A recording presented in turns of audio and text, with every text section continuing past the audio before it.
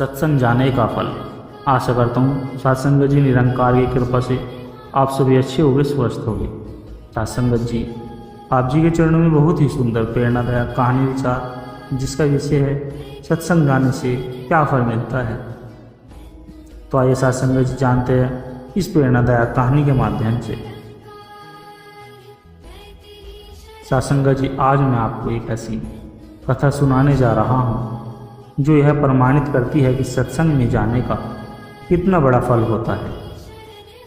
अक्सर हम जीवन की दौड़ में उलझकर सत्संग को समय की बर्बादी मान लेते हैं। हम सोचते हैं कि भजन कीर्तन और प्रवचन सुनने से कुछ होगा क्या, लेकिन जब जीवन में दुखों का पहाड़ टूटता है तब वही सत्संग एक मजबूत सहारा बनकर खड़ा होता है। यह कहानी एक साधारण गृहस्थ परिवार की है, जिसमें सत्संग के महत्व को सबसे पहले समझने वाला एक बच्चा बनता है। उसके जीवन में हुए चमत्कार और परिवार की सोच में हुए बदलाव आपको यह सिखाएंगे सत्संगत जी की सत्संग केवल प्रवचन नहीं बल्कि अमृत है, जो जीवात्मा को शांति और परमात्मा से जोड़ती है। तो आइए सत्संगत जी जानते हैं इस कहानी के माध्यम से सत्संग जाने का फल क्या होता है। कहानी एक छोटे से गांव के किसान परिवार से शुरू होती है। इस परिवार में 4 लोग थे, माता पिता और 2 बच्चे। पिता रामलाल जी मेहनती किसान थे, लेकिन शरबत और शराब की लत ने उनका जीवन नरक बना रखा था। घर में हमेशा कलह रहती थी। माँ सीता देवी घर गृहस्थी संभालने में और बच्चों की पढ़ाई में लगी रहती थी। दोनों बच्चे रवि और पूजे स्कूल जाते थे, लेकिन घर का माहौल उन्हें भी डराता था। एक दिन गांव में संतों का सत्संग लगा। गांव में कुछ लोग रवि को साथ लेकर सत्संग में चले गए। पहली बार सत्संग में जाकर रवि को बड़ा सुकून मिला। वहां उसने सेवा भी की और संतों के प्रवचन भी सुने। रवि रोज सत्संग जाने लगा। धीरे धीरे उसके व्यवहार में बदलाव आने लगा। अब वह पढ़ाई में भी मग्न रहने लगा और माता पिता के झगड़ों के बीच शांत रहने लगा। वह जब भी पिता को नशे में देखता तो मन ही मन भगवान से प्रार्थना करता कि हे प्रभु, मेरे पिताजी को सुधार दो। गांव के लोग भी उसकी तारीफ करने लगे कि इतना छोटा बच्चा होते हुए भी कितनी सेवा भावना।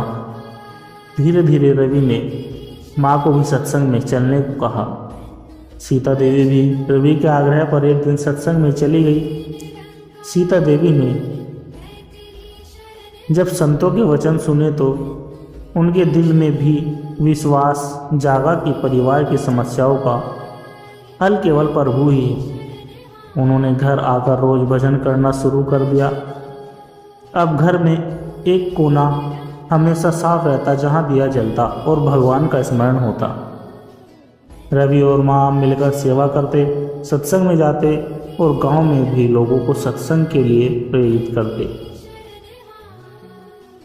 रामलाल जी को यह सब पसंद नहीं था। वे कहते ये सब पाखंड है, खेत में मेहनत करो, यही असली पूजा है। लेकिन एक दिन रामलाल बीमार पड़ गया। डॉक्टरों ने कहा इसका लंबा इलाज चलेगा और पैसे भी बहुत लगेंगे। घर में पैसे नहीं थे। सीता देवी ने यह बात सत्संग में जाकर संतों को बताई। संतों ने सबको प्रेरित किया कि हम सेवा करेंगे और भगवान से प्रार्थना करेंगे। गांव के सत्संगी लोगों ने चंदा इकट्ठा कर इलाज में मदद की। धीरे धीरे रामलाल जी की तबीयत सुधरने लगी। इस सेवा और प्रेम को देखकर रामलाल जी को महसूस हुआ कि सच्चे लोग तो यही है। अब उन्होंने सत्संग में विश्वास होने लगा। रामलाल जी ने शराब छोड़ दी और परिवार में जाने लगे। परिवार को सत्संग में लेकर जाने लगे। अब पूरा परिवार मिलकर सेवा करता, गांव में भजन संध्या करवाता और दूसरे गांव में भी सत्संग की प्रेरणा देता। जो लोग कभी शराब और झगड़ों के लिए बदनाम थे अब सत्संग की वजह से शांति और भाईचारे के लिए जाने जाने लगे। रवि ने गांव में कई बच्चों को सत्संग से जोड़ा और पढ़ाई में भी मदद की। आज वही रवि बड़ा होकर गांव का सम्मानित व्यक्ति बना। उसने अपने गांव में एक सत्संग भवन बनवाया। वह कहता है, अगर मैं सत्संग न गया होता तो शायद आज मेरा परिवार टूट चुका होता। सत्संग ने हमें जोड़ा, जीना सिखाया और परमात्मा से जोड़ा। तो सत्संग जी ही सत्संग जाने का असली फल है। मन की शांति, परिवार में सुख और परमात्मा से मिलन। जीवन में चाहे कितनी भी परेशानियां आए, सत्संग में आने वाला कभी अकेला नहीं रहता। उसे हर समस्या में भगवान का सहारा मिल जाता है। सत्संग केवल सुनने की चीज नहीं, यह जीने की कला सिखाता है। परिवार में प्रेम और एकता लाता है। सेवा और सहयोग की भावना जगाता है। आत्मा को परमात्मा से जोड़ता है सत्संग जी। सत्संग जी शहर में राजन मेहता नामक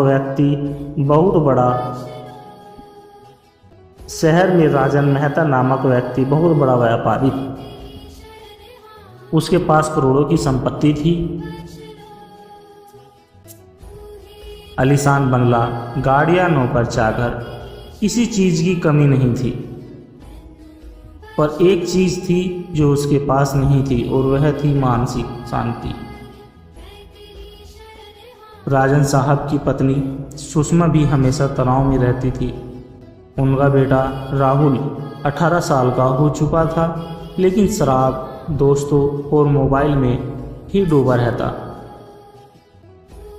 राजन की नींद रात भर उड़ जाती थी। पैसे तो थे, लेकिन दिल में चैन नहीं था। एक दिन राजन साहब के ऑफिस में उनके पुराने मित्र सुरेश जी से मिलने आए। सुरेश जी बहुत खुश मिजाज और शांति स्वभाव के थे। बातों बातों में राजन ने पूछा, सुरेश, तुम इतनी परेशानियों के बाद भी इतने खुश कैसे रहते हो? सुरेश ने हंसते हुआ कहा, भाई, मैंने एक चीज सीखी है, सत्संग जाओ और कुछ नहीं। राजन ने थोड़ा उपहास में कहा, अरे यार, तुम भी वही पुराने ज़माने की बात करते हो। मुझे फालतू का टाइम नहीं है। मैं बिजनेस संभालूं या संतों के पीछे जाऊं? सुरेश ने बस इतना कहा, भाई, एक बार मेरे साथ चलो, फिर मत कहना कि मैंने बुलाया नहीं। अगले रविवार सुरेश जी राजन को जबरदस्ती अपनी कार में बैठाकर सत्संग ले गए। वहां जाकर राजन ने देखा, बड़े बड़े अधिकारी, व्यापारी, किसान, मजदूर सब एक साथ फर्श पर बैठे हैं। कोई भेदभाव नहीं। संत का प्रवचन शुरू हुआ। संत ने कहा, जिसने धन को ही जीवन माना, उसे हमेशा डर लगा रहेगा कि खोना जाए, लेकिन जिसने परमात्मा को अपना माना, उसे कुछ खोने का डर ही नहीं रहता। ये बात राजन के दिल में चुभ गई। सत्संग के बाद राजन ने संत के से आशीर्वाद लिया। राजन ने पहली बार किसी के आगे झुककर अपने मन की बात कही।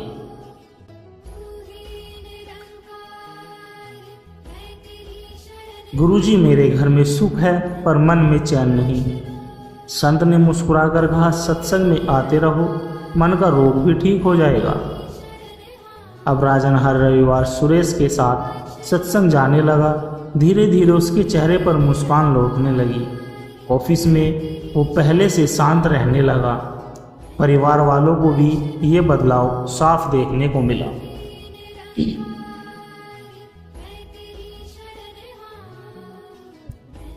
पर एक दिन बड़ा संकट आ गया। राजन के बेटे राहुल को पुलिस ने पकड़ लिया। पता चला कि वो नशा कर रहा था और दोस्तों के साथ गैर कानूनी गतिविधियों में भी शामिल था। राजन और सुषमा टूट गए। समाज में बदनामी भी होने लगी। राजन ने अगले ही दिन सत्संग में जाकर संत के चरणों में गिरकर कहा, गुरुजी, मेरा बेटा बर्बाद हो गया, अब क्या होगा? संत ने प्यार से कहा, घबराओ मत, तुम्हें विश्वास है सत्संग पर और इस निरंकार पर। राजन ने आंसू पोंछते हुए कहा, अब तो यही सहारा है गुरुजी। संत ने राजन को सलाह दी, राहुल, राहुल को एक बार नशा मुक्ति केंद्र ले आओ और खुद रोज सेवा करो, सत्संग सुनो और बेटे के लिए प्रार्थना करो। राजन और सुषमा ने ऐसा ही किया। बेटे को अच्छे केंद्र में भर्ती कराया। खुद दोनों रोज सत्संग सुनने लगे।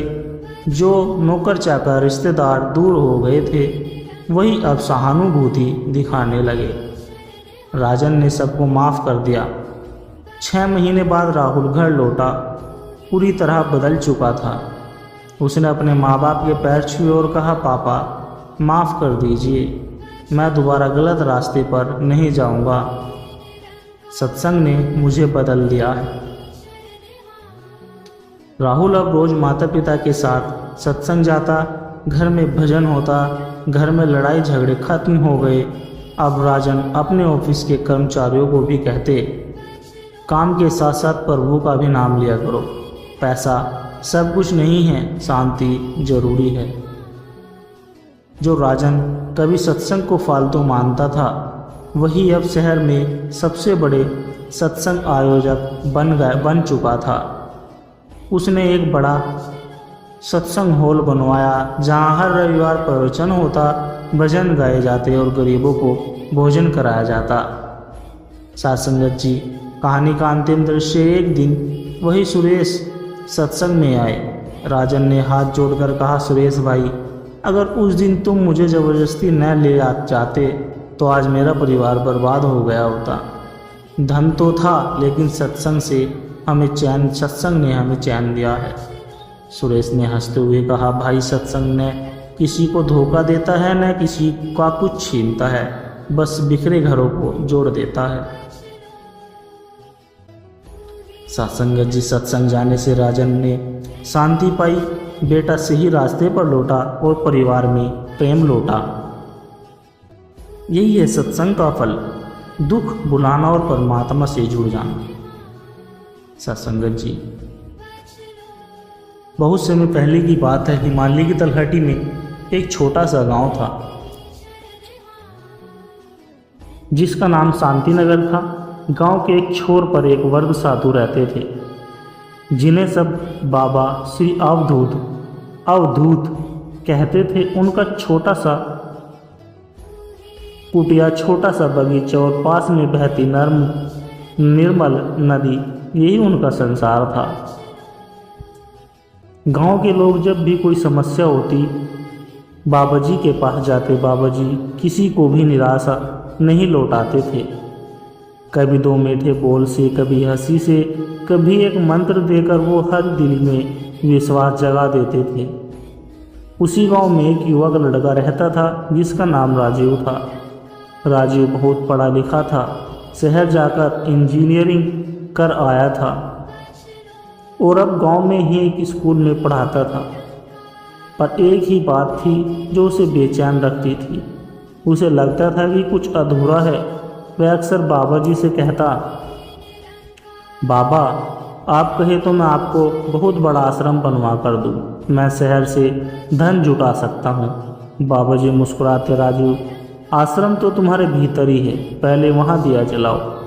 राजीव को यह बातें पहली जैसी लगती थी, पर आज उसने तय किया कि वो बाबा जी से सीधा सवाल पूछेगा। एक दिन सूर्य डूब रहा था। राजीव बाबा जी की कुटिया पहुंचा। बाबा जी नदी किनारे ध्यान में बैठे थे। राजीव उनके पास बैठ गया।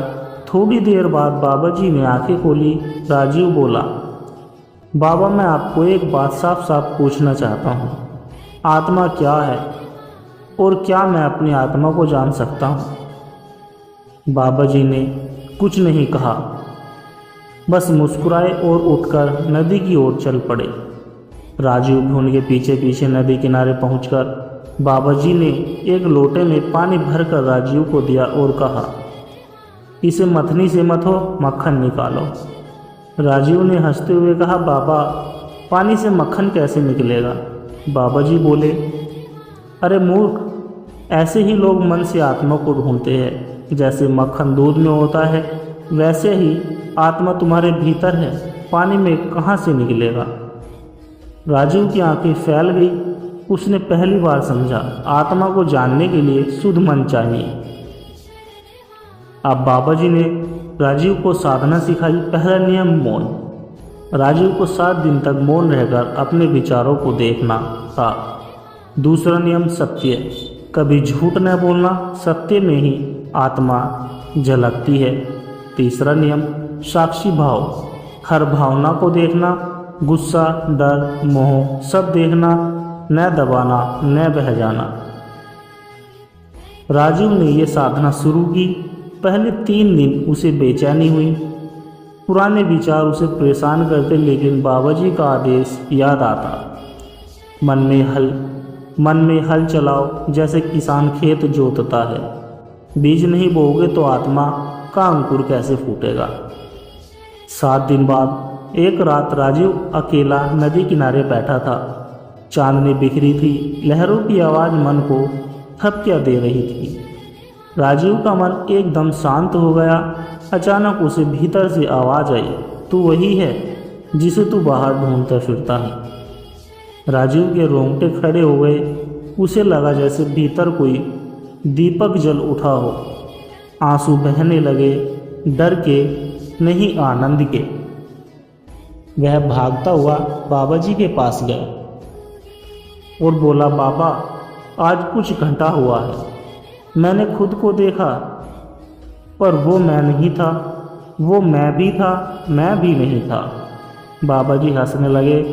बस अब तू समझ गया, आत्मा को शब्दों से नहीं अनुभव से ही पाया जाता है। तेरे भीतर ही तेरे भगवान बैठे हैं। अगर तुझे कहीं बाहर जाने की ज़रूरत नहीं है। राजीव अब पहले जैसा नहीं रहा। गांव के बच्चे उसे बहुत प्यार करने लगे। स्कूल में पढ़ाते पढ़ाते वह उन्हें ध्यान कराना भी सिखाता था। जो लोग आपस में लड़ते थे, राजीव उन्हें प्रेम से जोड़ देता था। धीरे धीरे पूरा गांव बदलने लगा। गांव के लोग कहते, हमारे गांव में अवतार आया है। राजीव बस हंसकर कहता, अवतार कोई बाहर नहीं, तुम सबके भीतर है, बस उसे पहचान लो। एक दिन बाबाजी ने राजीव को बुलाया और कहा, अब तू सबको वही दीपक बांट, मैं अब जा रहा हूँ। राजीव ने बाबाजी के चरणों में सिर रखा। बाबाजी ने आशीर्वाद दिया और कहा, तेरा जीवन अब सत्संग ही होगा, आत्मा का सत्संग। कुछ ही दिनों में बाबाजी ने देह त्याग दिया। राजीव ने उनकी झोपड़ी को साधना केंद्र बना दिया। दूर दूर से लोग वहां आने लगे। कोई धन लेने वाला नहीं, कोई बड़ा मठ नहीं, बस शांति और आत्मा की तलाश। जो आत्मा को ढूंढता है वो मंदिर मस्जिद नहीं ढूंढता। जो भीतर दीपक जलाता है उसके लिए सारा संसार मंदिर हो जाता है। जो खुद को जान ले वही सच्चा धनी है, जो खुद को भूल जाए वही सच्चा गरीब है।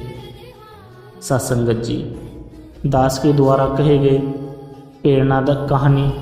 प्रेरणादायक कहानी विचार यदि आप जी को अच्छे लगे हो तो वीडियो को लाइक करें, शेयर करें और कमेंट बॉक्स में धन निरंकार जी जरूर लिख दें और दास को आशीर्वाद दे कि हर रोज़ मैं आप जी के चरणों में ऐसी ही प्रेरणादायक कहानी विचार लेकर आता रहूं। और सत्संगत जी दास की प्यार भरी विनती आप जी के चरणों में दास के चैनल सोना इंस्पायर विचार को सब्सक्राइब जरूर कर ले। सत्संगत जी प्यार से कहना, धन निरंकार जी।